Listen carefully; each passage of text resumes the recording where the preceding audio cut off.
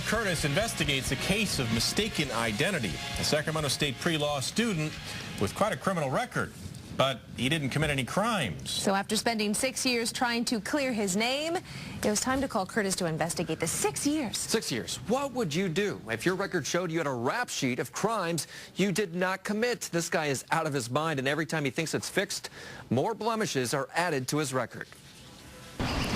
Michael Taylor is a pre-law student at Sacramento State, but nothing this 25-year-old has learned in class prepared him for the legal headaches the state of California has put him through. I have done nothing wrong, yet I am being treated like a criminal. He's talking about his DMV record. It shows a list of crimes he didn't commit, crimes that have kept him from getting a job working with autistic kids. I said, well, you got to get that clean before we'll let you work with a child. And these crimes have caused his car insurance to skyrocket. He can't afford it. So what's going on? I am Michael Benjamin Taylor. But Michael Joseph Taylor was busted after a car crash in 2007 for driving without a license, having no proof of insurance, and it led to a warrant for his arrest after failing to appear in court. Apparently, he keeps causing a lot of trouble because things keep popping up on my record. You don't even have the same middle name as this guy. No. But he can see how it happened. Aside from sharing the same first and last name, both Michael Taylors live in the Sacramento region, are the same age, and have the same exact birth date. So I'm assuming what happens is, since my name is Michael Benjamin Taylor, instead of inputting his information by his driver's license or social security number, that someone's being lazy and just doing it by first, last name, and birthday. Trip after trip to the DMV over the past 6 years has not cleared up the confusion. Just when one thing gets taken off his record, he says something else pops up. He even tracked down the CHP office that investigated one of these crimes and had them write this letter 2 years ago to the DMV saying they had the wrong guy. But that still didn't work. Well, it's something you'd see on a Saturday Night Live skit. He says he's been pulled over and forced to sit through rigorous questioning. They're actually the first people who told me to change my name was one of the CHP officers. And he has actually considered it. One night I was just exasperated, and I pulled out the Bible, opened it, let it fall down. I was like, Bartholomew, that's a trippy name. I don't think anyone has that. Are you mad at this other Michael Taylor? Oh, I'm ticked off. He's a punk. He's probably having fun getting away with it because it's all going on my record. But he is even more upset about the way the DMV has treated him. Because each time I go there, they kind of laugh about the situation and say it's silly, but then they won't help me. We wanted to see if the DMV would laugh at us when we told them about the situation. They didn't. In fact, they jumped right on it, starting to investigate the very next day. Turns out that letter from the CHP that should have cleared up this mess 2 years ago was sent to the Placerville DMV office, and it never made its way to DMV headquarters in Sacramento. I found it funny that I'd been trying to get it done and that I'd been talking to people in several different offices for so long. And then once you talk to them, I get called up, oh, I'm so sorry, and they were apologetic. The DMV admits it only matches driving records using the first and last name and birth date, but does not confirm middle names.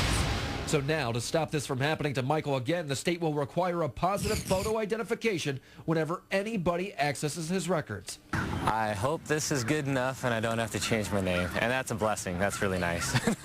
And now Michael can focus on pre-law, getting affordable car insurance, and no longer having to waste time trying to clear his name. It is an amazing sense of relief.